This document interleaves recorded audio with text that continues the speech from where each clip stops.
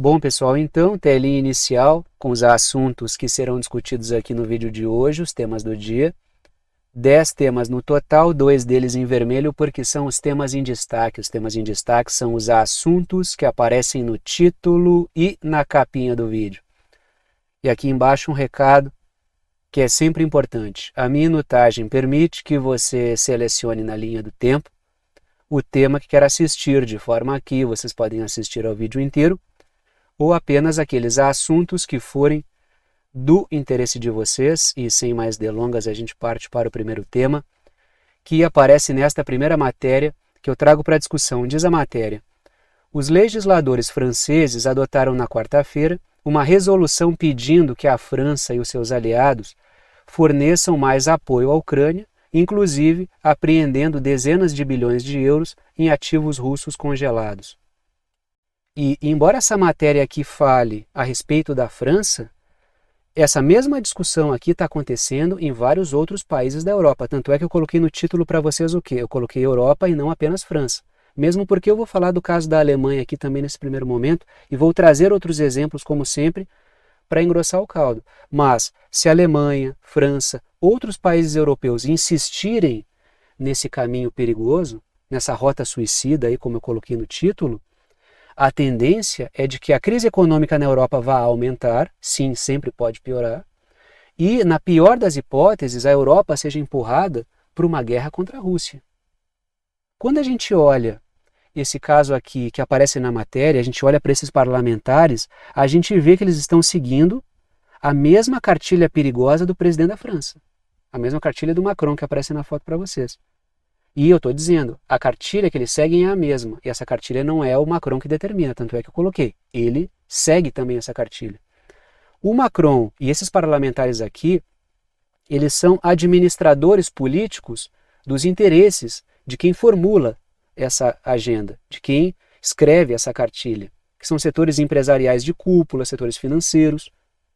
E o papel desses caras aqui é abrir os caminhos para que esses setores atinjam os seus objetivos, ainda que os países sejam colocados numa crise enorme.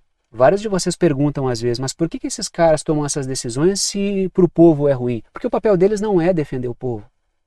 O papel deles é convencer o povo de que está governando para eles quando governa para essa cúpula.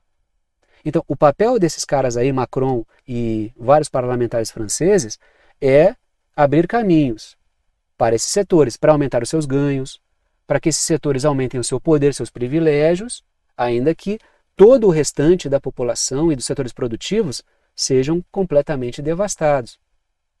Vamos falar sobre isso aí então. Letras vermelhas. Além de se colocar na rota de um confronto militar com a Rússia, a França e todos que escolherem esse caminho aqui, na Europa, ameaçam o seu próprio mercado. Tanto é que tem vários setores financeiros que estão olhando para isso aqui extremamente apavorados. Embora alguns setores estejam defendendo essa agenda maluca, vários outros estão olhando para isso aqui apavorados. Por quê? Porque isso aqui mina a credibilidade do mercado europeu. Porque isso aqui significa roubar dinheiro. Todo mundo que vai colocar dinheiro, vai pensar em investir em qualquer empreendimento na Europa, vai pensar, bom, amanhã talvez seja eu. Eles pegam o dinheiro e mandam até para o adversário. Pegaram o dinheiro russo e supostamente estão entregando para a Ucrânia. Embora a gente já tenha discutido aqui que muito desse dinheiro, que no caso da França pelo menos, fica na França, né? Então a França banca quinquilharias que envia para a Ucrânia, esvazia os seus estoques e completa novamente ali, ele preenche esse estoque novamente com armamento novo usando esse dinheiro russo roubado. Isso mina a credibilidade, fora os processos decorrentes disso aqui. Letras azuis, sobre o caso aí dessa votação no parlamento.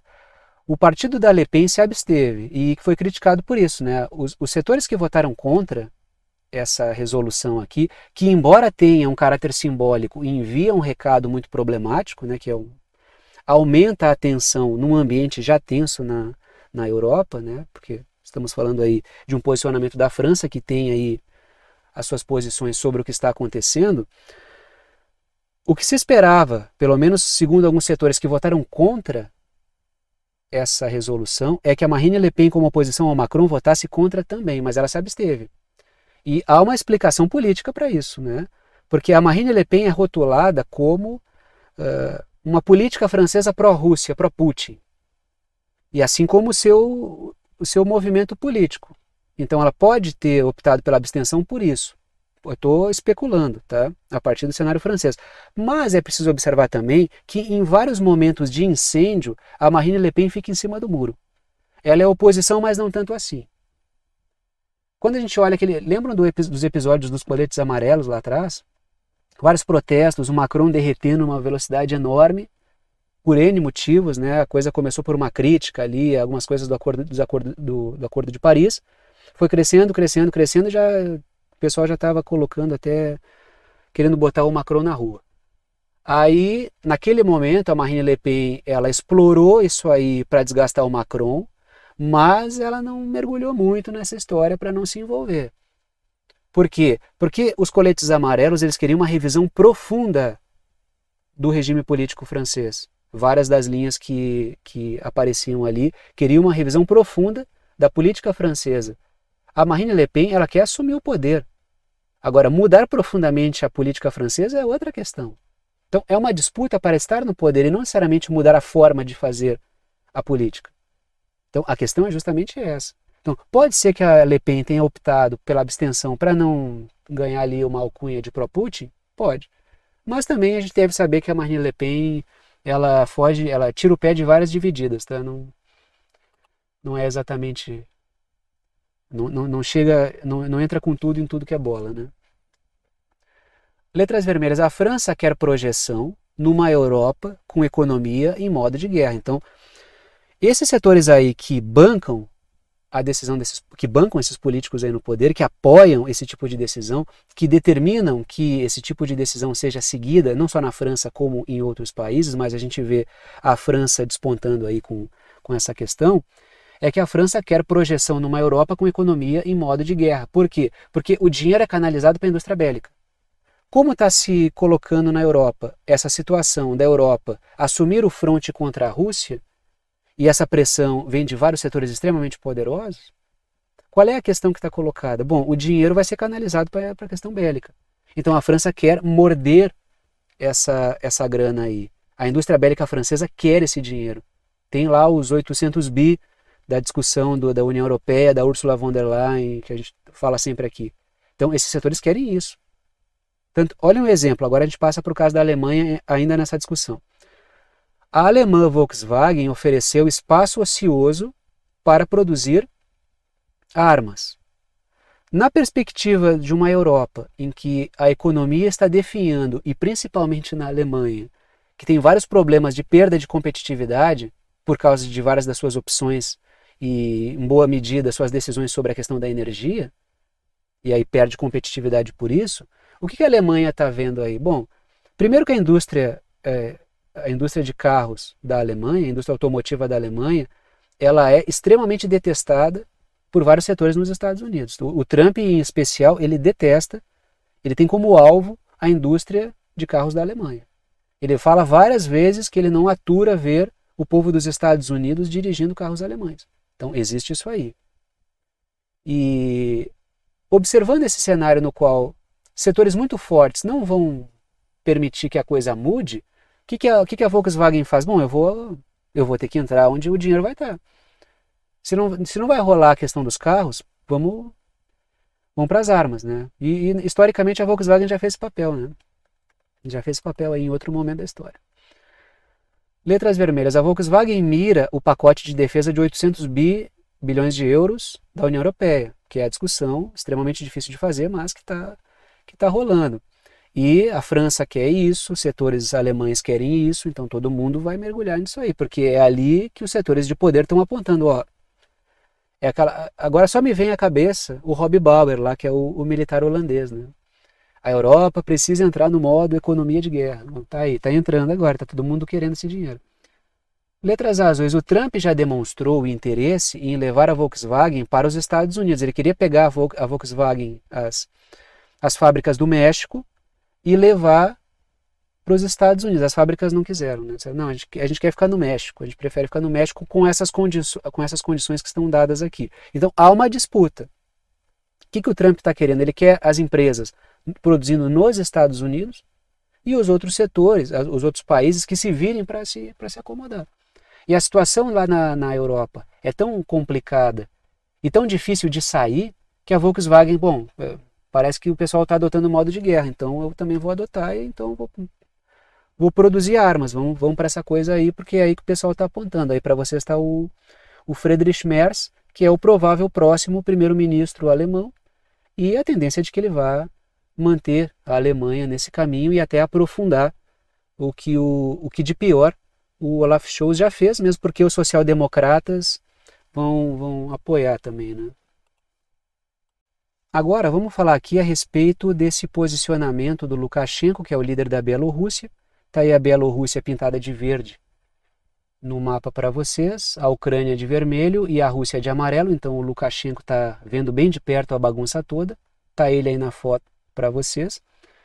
Diz o Lukashenko sobre essa situação aí de negociações entre Rússia, Estados Unidos e Ucrânia. Olhem o que ele fala sobre o comportamento do governo dos Estados Unidos. Os Estados Unidos não têm nenhum plano para a Ucrânia. O que ele diz, basicamente, é que os Estados Unidos estão sem saídas e nem tem grandes coisas para apresentar. Justamente por isso, letras vermelhas. Ele diz que os Estados Unidos tentam encontrar alguma saída explorando o cenário, esperando alguma porta abrir para passar por ela, para propor alguma coisa, mas que não tem uma solução pronta, nem uma medida determinante que consiga fazer a coisa avançar muito. Então, o que ele está colocando resumidamente é que os Estados Unidos estão sem saídas nesse processo como um todo e que a Rússia, dada a vantagem que ela tem, letras azuis, ele diz que os Estados Unidos sabem que precisam aceitar os termos russos dadas as condições que estão colocadas. Dado o fato de que a Rússia tem uma ampla vantagem e a Ucrânia tem uma situação muito difícil. O governo dos Estados Unidos admite isso, o Trump já falou isso exatamente dessa forma, mas falar é uma coisa e praticar é outra. E eu acrescento aqui uma ideia ao que o Lukashenko disse, porque os Estados Unidos observam, o governo do Trump observa essa situação e ele pesca oportunidades de ganho dos dois lados, que é o que eu já coloquei aqui antes, né? Então eu estou acrescentando a minha ideia a que o Lukashenko colocou.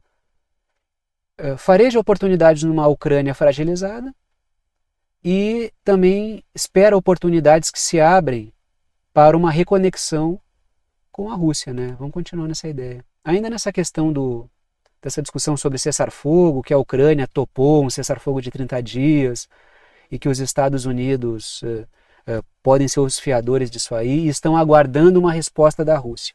Então, foi um representante do governo Trump na Rússia conversar com o governo russo e a resposta ela foi até agora, tá? Estou gravando o vídeo, final de tarde, início de noite, do dia 13 de março.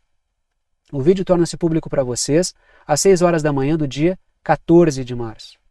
Então, né, tem um tempinho aí. Até o momento, o que eu tenho, as notícias que eu vi, apontam a Rússia falando sem falar nada. Tá? Letras vermelhas. Um conselheiro russo disse que a proposta de cessar-fogo, essa de 30 dias, busca uma recusa da Rússia. Quer que a Rússia diga não. Para quê? Para dizer que a Rússia gosta de guerra, que a Rússia é contra a paz. Esse conselheiro colocou a coisa nessa questão. E, estrategicamente falando, a função dessa proposta é malhar pau na Rússia e enxovalhar a imagem da Rússia. É isso que ele está colocando aí. Tanto é que a resposta do Putin foi até agora, tá? Até agora. Porque vários setores disseram, bom, não propuseram nada. O que propuseram é que a gente pare por 30 dias. Em troca de nada, né? A Rússia está em vantagem, tanto enxotando a Ucrânia de Kursk quanto avançando contra as linhas de defesa ucranianas na Ucrânia e vamos parar por quê? Por que a gente vai parar agora, exatamente agora? Então não teve nada de proposta. Agora, se aparecer alguma coisa muito tentadora no meio, e foi justamente isso que a Rússia colocou, bom, a gente pode... A resposta do Putin e do governo russo foi nessa linha. Não, a gente é a favor da paz. Só que tem que ter isso, aquilo, e vem uma lista, né, de quem está colocando os termos. Letras azuis. O Putin se disse aberto.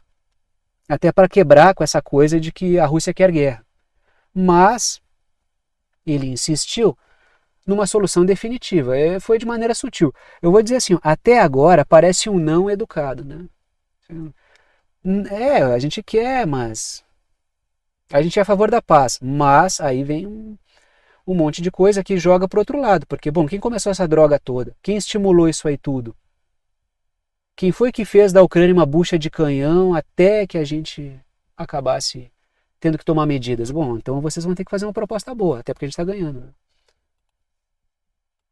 Agora vamos falar a respeito dessa situação aí da Giorgia Meloni, que é a líder italiana, porque ela está fugindo de uma reunião com a França e com o Reino Unido. Trago a seguinte matéria. Divisões na coligação dos dispostos do Keir Starmer, que é o primeiro-ministro britânico, para a Ucrânia. A coligação dos dispostos é essa coalizão pró-Ucrânia para prolongar a guerra, para se posicionar contra a Rússia. Essa é a coligação dos dispostos. Já que a Giorgia Meloni da Itália não participará da cúpula no sábado em meio a dúvidas sobre a oferta de tropas no terreno pelo Reino Unido e pela França. Ela não gostou dessa proposta, o governo italiano não gostou dessa proposta de enviar tropas para a Ucrânia. Viram essa ideia como afobada e perigosa. Então, ela tá tirando o corpo fora. Pelo menos é o que várias fontes estão colocando, que ela não quer se misturar com essa ideia aí, porque ela acha ruim e o governo italiano não gosta dessa ideia. Letras vermelhas. A decisão da Meloni revela a divisão no seio da OTAN, já que alguns setores querem desembarcar da guerra e outros querem prolongar. Bom, alguns setores sempre foram prejudicados por essa guerra. Nunca concordaram com ela, porque a crise fruto da guerra destruiu vários setores. Outros setores ganharam com a guerra durante um tempo, mas esse tempo já passou. Agora a possibilidade de ganho caiu muito, então vamos sair da guerra e vamos abrir outras portas. Já outros setores querem continuar porque estão ganhando bastante. Então tem todo tipo de posicionamento. Então a gente vê essa divisão por quê? Porque os políticos representam vários setores diferentes, né? Determinados políticos representam alguns setores, outros representam outros, e aí existe esse choque, como eu discuti lá quando eu falei da questão da votação lá na França. Letras azuis. Defender a guerra, que é defender a crise também, a crise produto dessa guerra, é fatal para o capital político. Então a Giorgia Meloni olha para isso, vários políticos olham para isso aí, que defender o prolongamento da guerra é defender o prolongamento da crise, já que muitos setores da sociedade já entenderam, ou se não entenderam, pelo menos conseguem intuir de onde é que está vindo o problema, mais ou menos, né? E tornou-se complicado apoiar o prolongamento da guerra. Por isso que vários setores políticos estão pulando fora. Pode ser isso também, né? Letras vermelhas. Matérias dão conta, e eu vi essas matérias para não dizer, essa aqui é mídia russa, isso aqui é mídia chinesa, é mídia iraniana. Eu vi na mídia corporativa dos Estados Unidos, tá? Matérias dão conta de que investidores já estão comprando títulos russos, que estão apostando na abertura. Então percebam, tem gente que quer acabar com a guerra, tem gente que quer prolongar a guerra, e já tem gente que quer tanto acabar com a guerra que já está atuando para isso e já está inclusive se posicionando para isso. Então já estão apostando na abertura das relações com a Rússia. E não é apenas apostar, porque quando a gente fala de sujeitos comuns, a gente torce, né? Porque a gente não tem muitas variáveis na nossa mão para várias coisas que acontecem no mundo. A gente tenta interferir na medida do nosso poder aquisitivo, político, né? Boa parte das vezes muito limitado, alguns mais e outros menos. Mas certos setores, eles não precisam só torcer, porque eles interagem com a situação. Então, esses caras que já estão apostando na abertura, letras azuis, muitos desses setores têm agentes na mesa de negociação. Então, eles já estão apostando porque eles já estão mudando o caminho. Se tudo der certinho, eles ganham, porque eles compram na baixa e a coisa sobe. Então, essa expectativa aí vai se concretizando na medida em que eles podem concretizar. Então, essa é a diferença de quem tem tanto dinheiro e poder que pode ter políticos como administradores políticos dos seus interesses, e de quem não tem. Por isso que alguns setores ganham muito, outros ganham menos e outros não ganham nada, porque alguns são representados politicamente e outros não. Essa é uma questão, né? Agora vamos discutir aqui essa questão desse acordo de 100 anos entre o Reino Unido e a Ucrânia. E dentro desse acordo tem um aspecto da exploração mineral. Eu falei sobre esse acordo aqui de 100 anos quando esse assunto apareceu, mas eu não falei sobre o aspecto da exploração mineral, tenho certeza. Ou porque esse aspecto da exploração não estava destacado quando esse assunto apareceu antes, ou se estava destacado eu não percebi. Mas eu tenho certeza que eu não falei sobre o aspecto da exploração mineral no meio desse tema do acordo de 100 anos. Inclusive alguém comentou ontem aqui, eu vi esse comentário ontem, né? Professor, tu viu que naquele acordo de 100 anos tem ali o aspecto da exploração mineral também? Eu agradeço pela sugestão porque ligou meu radar. Aí eu cruzei com essa matéria hoje e trago para discussão aqui. A Grã-Bretanha também quer os minerais da Ucrânia. Está aí o Keir Starmer, o primeiro-ministro britânico, e o Volodymyr Zelensky, que é o presidente da Ucrânia. Letras vermelhas, o acordo de 100 anos entre Ucrânia e Reino Unido contempla a questão mineral. O ponto que fica aí é, a França já falou que está negociando desde outubro com a Ucrânia essa questão dos minerais. Agora aparece o Reino Unido aí também. A França falou sobre isso quando apareceu o Trump furando fila. Aí a França, não, mas a gente está discutindo desde outubro. E aí temos uma fila sendo formada, né? Porque tem o Reino Unido, tem a França, tem os Estados Unidos e a fila só aumenta. Aí vem à cabeça aquela frase, embora eu discorde de tudo da posição política do Lindsey Graham, que é o senador republicano dos Estados Unidos, essa sentença dele embora seja difícil de engolir porque ele apoia essa sentença, mas ele admitiu. A guerra da Ucrânia sempre foi sobre dinheiro, né? Então o pessoal está fazendo fila aí para explorar uma Ucrânia fragilizada. Letras azuis. O Trump furou fila quando se colocou como mediador. E houve um barulho. E ele se colocou como mediador para conseguir coletar vantagens dos dois lados, né? Com a Rússia e com a Ucrânia diretamente.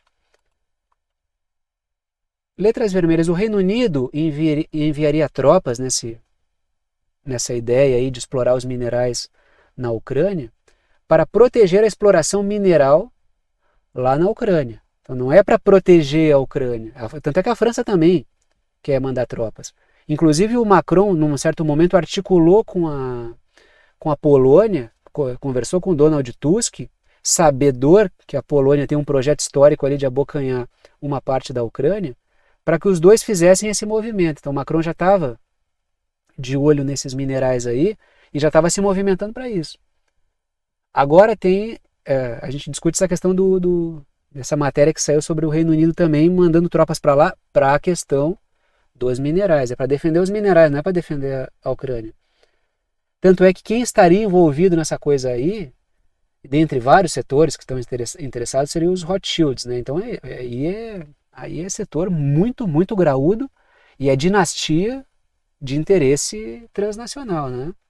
Os Rothschilds aí tem uma longa lista de desserviços à humanidade para explorar todo tipo de riqueza. Estão envolvidos em N projetos colonialistas, né? Pesquisem, se não conhecem os Rothschilds, pesquisem e vocês vão ver que esse pessoal tem expertise em exploração. Então o negócio de mirar um recurso mineral, uma riqueza, meter tropa lá e escangalhar para conseguir pegar, os Rothschilds sabem como fazer. Fazem isso há muito tempo, tá? Então, letras azuis. Muitos dos minerais estão em território que agora é russo, que agora é da Rússia, né? Optaram por fazer parte da Rússia. Então, alguns setores querem reverter o quadro da guerra, querem que a Ucrânia consiga retomar territórios, até porque querem esses recursos aí, né? Bom, pessoal, agora vamos falar a respeito dessa situação aqui, que embora aconteça no Paquistão, envolve os interesses da China, né? Cruza aí os interesses da China, por quê? Primeiro, o Paquistão está integrado à nova Rota da Seda e também porque vários desses ataques aqui ocorrem contra cidadãos chineses no Paquistão. Vamos falar sobre essa questão do Baluchistão aqui então. Trago a seguinte matéria, a China de olho. O Paquistão diz que insurgentes do Baluchistão que atacaram um trem de passageiros mataram 21 reféns enquanto todos os outros foram libertados. Eu acrescentei entre parênteses algumas ideias aí para integrar a discussão que eu quero fazer aqui hoje, tá? Esse tema aqui que eu estou discutindo com vocês. Aí, no mapa, aparece o Baluchistão, tracejado em vermelho, que fica dentro do Paquistão. E embora eu tenha que dizer também que tem população baluche no Afeganistão e no Irã também. Letras vermelhas, o grupo que promoveu esse ataque aqui, ele já promoveu muitos ataques visando cidadãos chineses, empresários, engenheiros, pessoas com atividades econômicas, chineses com atividades econômicas no Paquistão e também pessoas com atividade diplomática. Então tem ataques direcionados contra chineses.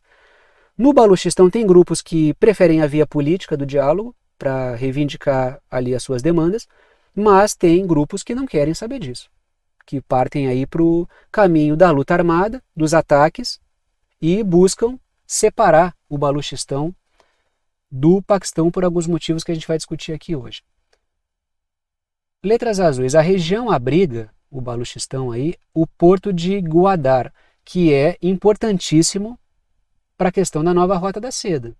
Então, tem muito negócio importante no Paquistão da China e essas atividades aqui, elas atrapalham bastante. Aí a China ela é forçada a ter um gasto maior, inclusive com segurança, para conseguir desempenhar suas atividades econômicas aí do Paquistão. Olhem aí, por exemplo, né? Está ali o porto de Gwadar, no litoral, e a forma como ele está conectado ali à China para escoamento, né? Escoamento de produção, né? De produtos para... Então, essa atividade, aí eu vou voltar aqui, ó, tá ali o Baluchistão no mapa, né, circulado, e tá ali o porto de Gwadar, só para mostrar que fica no Baluchistão, então há ali um temor por causa da atividade de grupos armados. Letras vermelhas, a região é a região mais pobre do Paquistão, muito embora tenha reservas minerais. Então os separatistas, eles criticam isso, que há uma exploração ali do Paquistão, que é promovida. Esse dinheiro o Paquistão explora, setores ganham dinheiro com isso, a China também tem suas atividades econômicas e a população baluche acaba não usufruindo como setores gostariam que usufruísse. Então a grande questão é essa e várias atividades se baseiam nisso. Então há uma reivindicação de setores baluches ali. Só que, claro, vários setores internacionais vão acabar temperando isso aí também, apoiando, porque buscam frustrar projetos da China, porque buscam frustrar projetos do Paquistão. Então, sempre há a questão interna, sempre existem os motivos internos que levam a confrontos, luta armada, mesmo oposição política fora da luta armada, e setores internacionais exploram esses atritos para colocar os seus interesses, para atrasar empresas chinesas. Falei aqui várias vezes sobre N situações de um certo recurso mineral e empresas disputando aquele recurso mineral de países diferentes e fomentando grupos rebeldes e terroristas para conseguir atrapalhar o outro lado. Então, nesse caso aqui do Baluchistão, existe também esse tipo de questão que está colocada.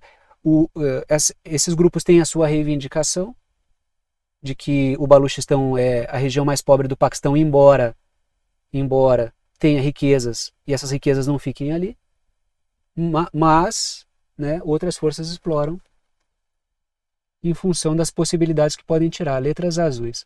Rebeldes do Baluchistão também atuam, né, no Irã e no Afeganistão. Então tem população baluche nesses países e também tem atuação aí desses grupos rebeldes, né? Inclusive aqui, né, voltando para o caso do Irã. O caso do Irã aqui é outro, né? A China é um país, é uma força contra-hegemônica. O Irã é outra força contra-hegemônica. Automaticamente a gente vê que a aposta nesses grupos armados baluches aí é negócio para forças hegemônicas. Então é assim que a coisa vai se dando, né? Vai construindo as redes para sabotar os adversários e explorando questões que realmente existem ali, né? Questões de reivindicação, de insatisfação. Muitas questões não são criadas, elas realmente existem, têm caráter religioso, étnico, político, N situações. Quando eu falo dos curdos, por exemplo, né, os Estados Unidos não criaram a questão dos curdos, ela existe, é uma demanda, é uma reivindicação dos curdos, dentro de vários países nos quais estão, mas ela é apropriada, ela é explorada para atingir os seus adversários, né? Letras vermelhas, o grupo tira parte do seu dinheiro do narcotráfico. Eu já falei várias vezes aqui sobre essa questão do narcotráfico no Afeganistão. O Talibã tem reduzido bastante isso, tanto é que uma das campanhas do Talibã é justamente contra essa questão do narcotráfico. Da outra vez que o Talibã tentou interromper o uso do Afeganistão como narco-estado, os Estados Unidos invadiram, até porque os Estados Unidos promovem essa atividade criminosa usando o Afeganistão, né? Promoviam antes, aí o Talibã foi tentando dissolver, aí lá no início dos anos 2000 o Talibã entrou de sola nisso aí, e aí teve o atrito no qual os Estados Unidos invadiram o Afeganistão, criaram N motivos ali, mas o motivo central é essa questão das drogas, ocuparam por muitos anos o Afeganistão, explorando a questão da droga e exportando isso, a heroína da Europa, por exemplo, né, vinha do Afeganistão. E só que aí houve a corrosão da presença dos Estados Unidos ali no Afeganistão e o Talibã retomou o poder. E ele está trabalhando e realmente, efetivamente, está reduzindo essa questão do negócio da droga no Afeganistão, mas que ainda existe, lógico, né? Ainda existe isso aí, até porque muitas das pessoas que vivem no Afeganistão, muitos agricultores, eles cultivam ali a papoula. Mas não é porque os caras são traficantes, é porque é a atividade econômica deles. E retirar isso aí, sendo que forças transnacionais, né, setores anglo-yankees aí, brecam o dinheiro retido do Afeganistão porque não reconhecem o Talibã, fica sem atividade nenhuma econômica. Então, esses setores aí, esses grupos também lidam, esse grupo aí, essas forças armadas aí, rebeldes do Baluchistão, tiram parte do seu dinheiro do narcotráfico. Letras azuis. Alguns países acusados de terem relações com os rebeldes são Índia, né? Vamos levantando as acusações, né? A Índia, os Estados Unidos, a Arábia Saudita, Israel e Turquia. E dentre outros, tá? Tem outras forças que são aí acusadas. Cada uma delas por motivos específicos, né? Aí vocês vão observando aí cada um deles e vão fazendo as conexões aí do porquê que apoiariam esses grupos aí do Baluchistão, né, para atingir quem. Agora, vamos falar aqui a respeito dessa situação de Taiwan e dessa exigência do Trump, que é uma coisa de louco, né? Olhem essa matéria aqui. Primeiro-ministro de Taiwan diz que o apelo do Trump para aumentar o orçamento de defesa para 10% do PIB é impossível. Aí eu circulei em vermelho Taiwan para vocês no mapa, lembrando que Taiwan é parte integrante do território chinês, mas com autonomia administrativa. Então, assim, 10% do PIB em defesa é uma grande fatia do orçamento. Para colocar 10% do PIB em defesa, é preciso cortar de outras áreas. Isso vai levar o quê? Um descompasso, desarranjo da máquina, do funcionamento da máquina. Vai levar à insatisfação da sociedade por causa desses remanejos aí de dinheiro, e é um enorme de um problema. Quando a gente fala a respeito do cenário europeu, que vive uma crise econômica e é pressionado a colocar, pelo menos o Trump fala sobre colocar 5% do PIB em defesa, o cara está pedindo aí para Taiwan colocar 10% do PIB em defesa. Por isso que o primeiro-ministro fala, é impossível, né? Porque isso aí é gerar uma desordem enorme em Taiwan. Letras vermelhas. Com o aumento do gasto de Taiwan em defesa, a indústria bélica dos Estados Unidos vai ganhar mais, porque os Estados Unidos vendem arma para Taiwan. Se aumentam desse jeito a quantidade de dinheiro em defesa, vão comprar muito mais armas dos Estados Unidos. O que a gente vê aí? O Trump querendo ganhar mais em suas relações com, diga-se de passagem, um aliado. Então, mais uma vez, ele achatando aliados. Letras azuis. O Trump também quer capturar as empresas de Taiwan, que é um assunto que eu já falei com vocês. Então, é a questão da defesa, mas também é o tal do... Tanto é que eu botei entre parênteses. Taiwan tem superávit comercial com os Estados Unidos. Aí, o Trump parte para a mesa para apontar número, né? É o negócio. Qual é a lógica? America first. Os Estados Unidos primeiro. Vocês ganham mais, vocês têm superávit comercial com a gente. Então, a gente vai ter que reverter. Tanto é que o Trump ele quer que as empresas de Taiwan coloquem o espaço produtivo nos Estados Unidos. Aí o salário fica lá, tem toda aquela coisa. É um aliado, tá? Lembrando que Taiwan é aliado dos Estados Unidos, né?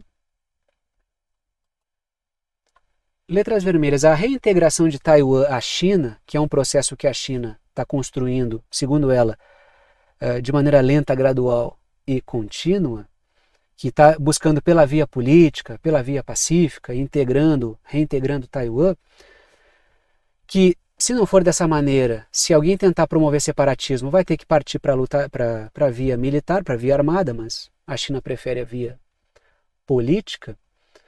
Se a reintegração de Taiwan à China ampliará o potencial tecnológico chinês por causa dessa questão da tecnologia de Taiwan, questão de semicondutores e tal, que é justamente o que os Estados Unidos estão levando. O governo Biden já também fazia isso, tá? Já estava nesse processo de levar o espaço produtivo de Taiwan para os Estados Unidos, que é internalizar essa produção aí nos Estados Unidos.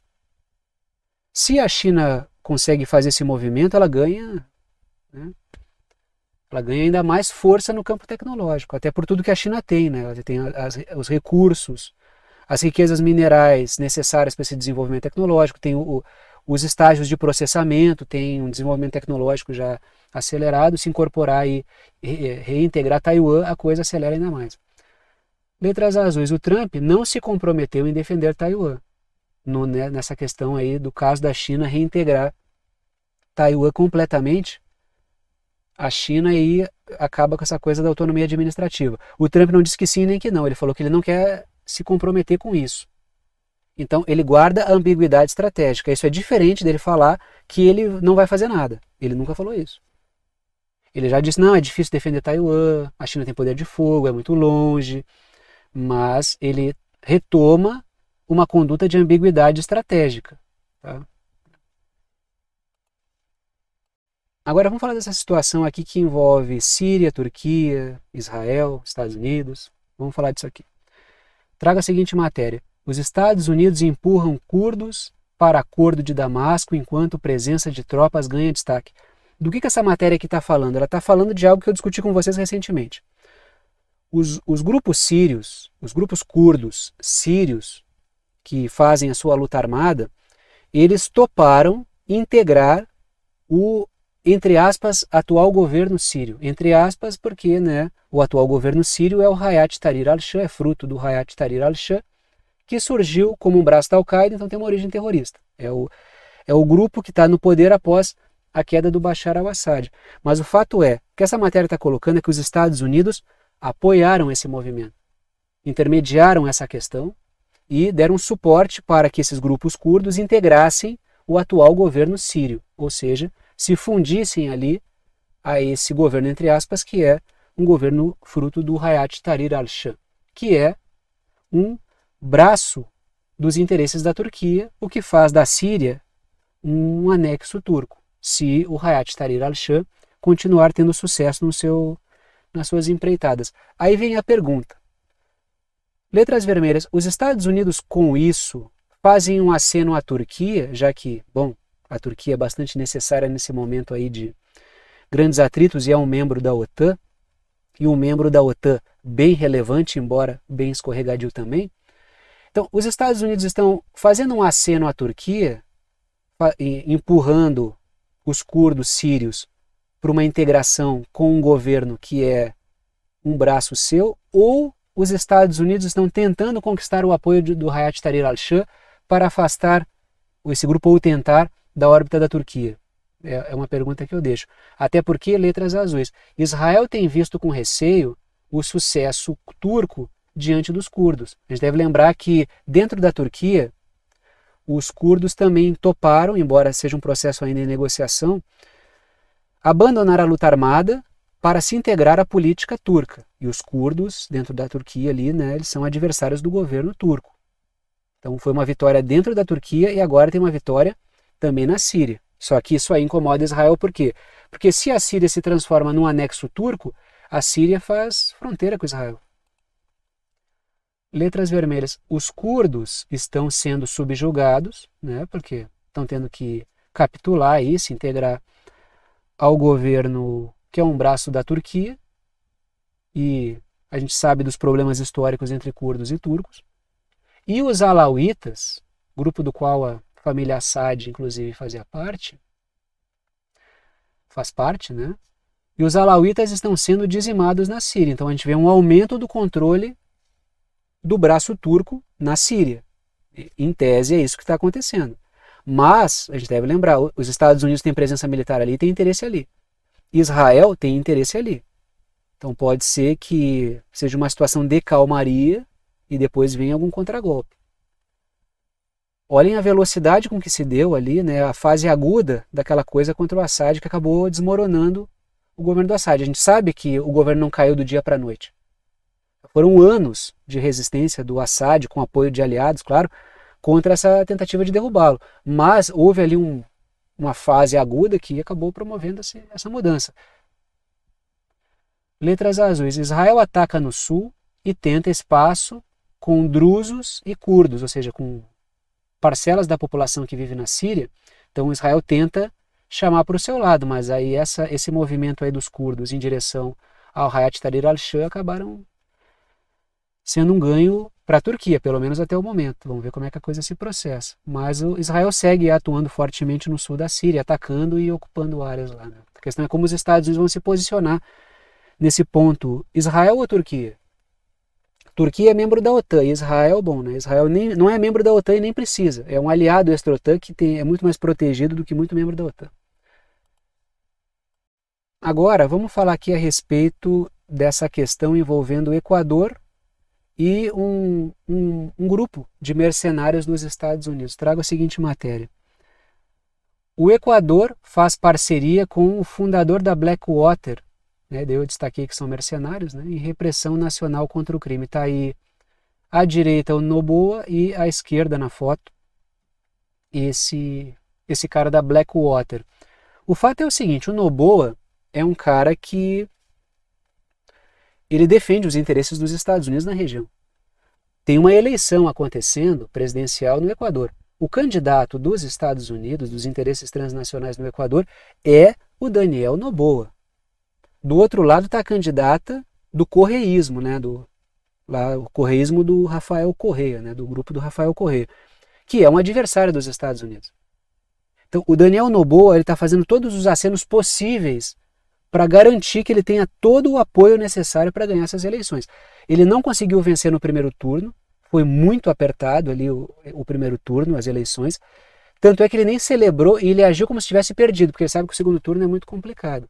Então ele está tentando tirar muito coelho da cartola para ver se ele consegue reverter esse quadro difícil. E ele pisa e repisa esse tema, que é o tema que ele elegeu como central para conseguir fazer a sua plataforma política, que é o tema da segurança, o combate ao crime organizado. E ele está apostando as fichas dele aí. Letras vermelhas. O Daniel Noboa usa a pauta do suposto combate ao crime para se promover como político. Então, lembrando que tem aí o processo eleitoral. E a gente sempre deve observar o seguinte, né? Os Estados Unidos exploram o tema do crime organizado, vou falar sempre isso aqui com vocês, para se infiltrar nos sistemas de segurança, de defesa, de justiça. Fazem isso e não mudam a situação difícil da segurança dos países. Aquilo ali é um ensejo, não vai ter solução vindo dali. Então, a desculpa é combater o crime, mas o foco mesmo é se infiltrar nos sistemas. Então, o que o Noboa está fazendo é levar os Estados Unidos, mesmo que através de figuras de mercenários, embora ele também esteja abrindo as portas oficialmente para a ocupação militar, já colocou mais gente militar dos Estados Unidos em Galápagos, inclusive. Ele está jogando os Estados Unidos para dentro do Equador. Letras azuis. O Noboa usa a pauta para defender bases estrangeiras no país também e está se movimentando politicamente para provar isso. Algo que no governo do Rafael Correa foi rechaçado. Então, o Rafael Correa, o correísmo, o movimento político do Rafael Correa, ele é maldito por parte dos Estados Unidos. A gente deve lembrar que quem deu o asilo lá para o Julian Assange na embaixada do Equador lá em Londres foi o Rafael Correa, tá? Então, ele tem vários motivos aí para os Estados Unidos não gostarem dele. Letras vermelhas. A Luísa Gonzalez é a candidata do correísmo, que tem atrito com os Estados Unidos. Então, né, a gente já consegue ver direitinho ali as peças nas eleições. O candidato dos Estados Unidos, declaradamente, com tudo que faz, né, cada respiro que ele dá é uma ode aos Estados Unidos. E, do outro lado, né, a candidata do correísmo, que é adversária dos Estados Unidos. Né? Lembrando que quem entregou o Julian Assange foi o estelionatário eleitoral, que era o Lenin Moreno, né? Que ele foi um cara apoiado pelo correísmo, subiu ao poder e fez tudo ao contrário. Tanto é que entregou o Julian Assange e foi ali que ele foi preso. Né?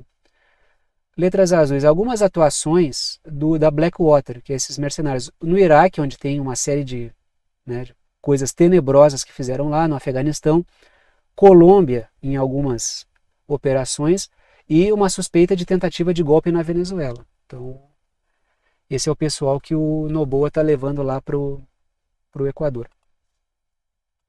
Agora, vamos falar aí dessa situação da Argentina, essa questão ligada aí ao Fundo Monetário Internacional, e eu vou pincelar também a questão dos protestos, porque alguns de vocês me pediram, alguns de vocês comentaram, professor, pode falar dos protestos na Argentina, aquela liga formada ali por aposentados que vivem uma situação, não é nem triste, é desesperadora, né? Ganham muito menos do que precisam para sobreviver, tá? Muito menos do que precisam para sobreviver. E de torcidas organizadas que foram dar um suporte ali para os protestos dos aposentados. Tá? Vou falar sobre isso também, no segundo momento aqui desse tema. Trago a seguinte matéria, o Javier Milei assina decreto autorizando novo acordo com o Fundo Monetário Internacional. Está aí o Javier Milei e o mapa da Argentina. Letras vermelhas, o Milei atropelou o Congresso para fechar um acordo com o Fundo Monetário Internacional. Então é aquele sistema que a Argentina conhece bem, da escravidão por dívidas. Olha, eu vou te emprestar esse dinheiro, mas a partir do momento que eu empresto, eu faço exigências de como você deve governar, como você deve alocar o dinheiro, o orçamento, para que você possa pagar. Tem um aspecto da dívida? Tem, mas o importante é o poder político a partir da dívida. É como essas forças que emprestam conseguem impor uma certa forma de governar a partir do empréstimo que fazem. Aí vem a política de austeridade, corta daqui, corta dali, corta de lá, para pagar o que está me devendo. O grande veículo disso aí, o grande objetivo disso aí, é o endividamento, não é pela espera de que isso seja pago, mas pela possibilidade de, a partir da dívida, governar o país, dizendo o que o governo deve fazer para poder pagar a dívida. Então é um sistema de escravidão por dívida. Tá? É justamente disso que estamos falando aí. Na medida em que um país que consegue se livrar das dívidas com o FMI se torna um país mais autônomo, né? Porque ele foge desse sistema de escravidão por dívida. Letras azuis, o Maurício Macri, né, ex-presidente da Argentina, que apoiou, inclusive, né, dizem que a grande figura política por detrás aí do Milei, até porque o Macri não, né, perdeu todo o apelo, né, depois que governou, é o cara que apoiou o Milei, o Maurício Macri, mas depois dizem que ele se separou, que não quer mais ser associado publicamente, né, nos bastidores é outra coisa. Mas o Macri, ele é investigado, porque quando foi presidente fechou acordos com o FMI, com o Fundo Monetário Internacional, que lesaram o país. Então, o cara é presidente da Argentina e fecha acordos com o FMI que são ruins para o seu país. Então, que tipo de negociação esse cara faz? Né? O Milei, e aí é preciso botar também naquela perspectiva de que ele vem num pós-escândalo, num cenário de escândalo, na verdade, né, porque isso está sendo discutido ainda. O Milei quer fatos novos para silenciar a discussão sobre o caso das criptomoedas, que eu discuti com vocês aqui, né? Ele alavancou, ele sugeriu, ele fez propaganda de uma criptomoeda, as pessoas embarcaram e perderam um monte de dinheiro naquilo ali. Então uma meia dúzia lá no esquema ganhou grana e ele participou disso aí usando a imagem de presidente. Isso é uma coisa pavorosa, né? E também aí a questão, né? Letras azuis. O Milei destrói o Estado soberano. A gente já falou N exemplos aqui de destruição do Estado soberano, que vai de questões desde a educação até a questão militar. expondo mais a Argentina e destruindo soberania, né, nesse caso. E ele empobrece a população para extrair superávites. Aí ele fala, o número aqui, ó, apareceu tal número, mas a gente olha para as camadas médias e populares da Argentina, a gente vê um desespero completo. Tem a questão desses protestos dos aposentados, essa questão das torcidas que acoplaram aí para engrossar o caldo, já que houve violência contra os aposentados por parte das forças de segurança. Mas esses protestos aí, eles só tendem a crescer por quê? Porque para conseguir o tal dos números ali que apresenta e tal, ele está estrangulando grandes parcelas da sociedade argentina. E estrangulando mesmo. Ele está extraindo esses números do lombo de boa parte da sociedade argentina. Então, eu vou fechar aqui a conta, eu vou cortar tudo que eu puder, eu vou superávit, não vou gastar com nada mais, então deixa a máquina toda quebrar, o povo ficar sem nada. É assim que ele está extraindo, né, o superávit dele aí, né? Está extraindo do lombo do povo argentino. Agora a gente encerra no continente africano e vamos falar dessa situação aqui da República Democrática do Congo mais uma vez, porque a situação é cada vez pior. Olhem essa matéria aqui. A Comunidade de Desenvolvimento da África Austral retirará tropas da República Democrática do Congo em fase. Ou seja, a situação está ficando tão difícil que essas tropas aí da Comunidade de Desenvolvimento da África Austral, não estão conseguindo fazer o seu trabalho. Porque várias rotas ali, regiões não são mais controladas pelo governo, de forma que esses grupos não conseguem mais fazer o seu trabalho humanitário, por exemplo. Letras vermelhas. O avanço do M23, que é esse grupo rebelde aí que avança contra o governo da República Democrática do Congo, explora minerais, vende esses minerais para grandes empresas transnacionais, em parceria com o apoio de Ruanda e de outros países também. Tá? O apoio que eu digo de Ruanda é com tropas e armas mesmo, né? Atuando diretamente ali. E o avanço do M23 inviabiliza o trabalho das tropas. E a gente percebe nisso uma crescente perda de controle do governo da República Democrática do Congo. Então é uma situação cada vez pior. Cada vez que eu falo da República Democrática do Congo é uma situação mais difícil e toda vez que eu toco no tema é um avanço diferente dos rebeldes do M23, né? Que é uma situação muito complicada.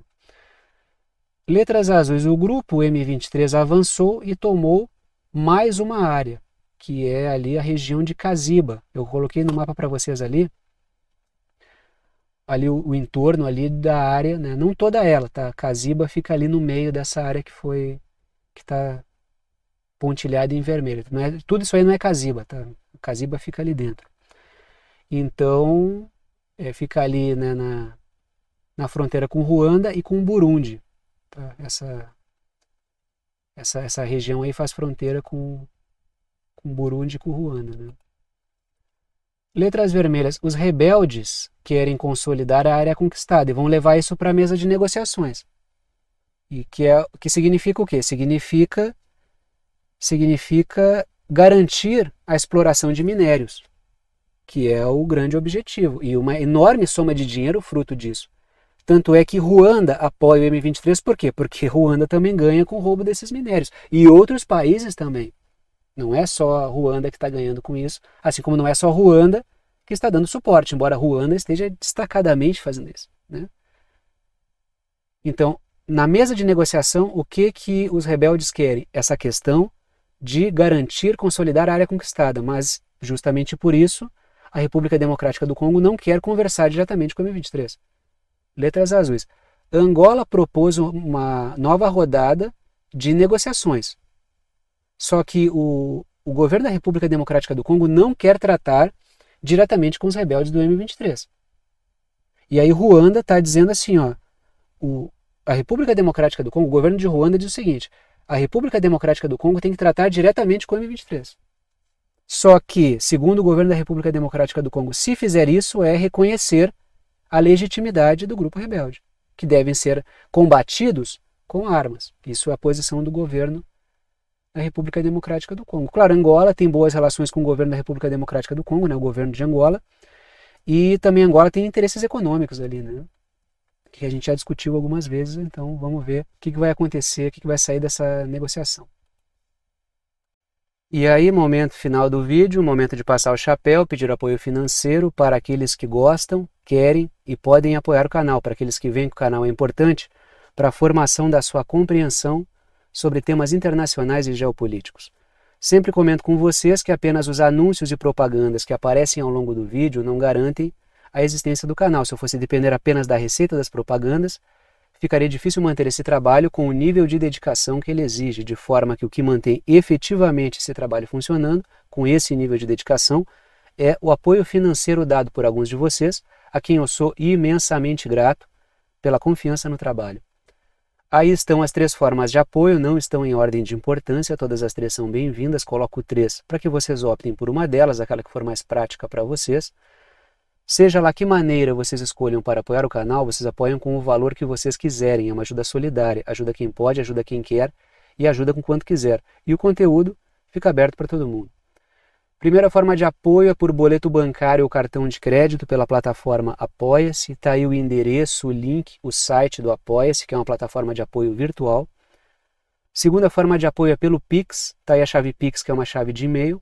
Tem gente que usa o número do celular, o número do CPF, o número do CNPJ como chave Pix. Eu uso o e-mail.